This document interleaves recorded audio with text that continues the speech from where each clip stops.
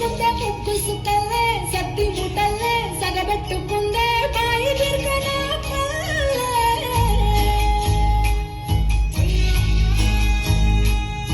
ఏ తెల్లని పాలధారల పల్లె తెల్లారుతుంటాదిరా గుళ్ళోని గంటలు కాడెట్ల మెడలోన చెత్తగా మోగుతూ ఉంటాయిరా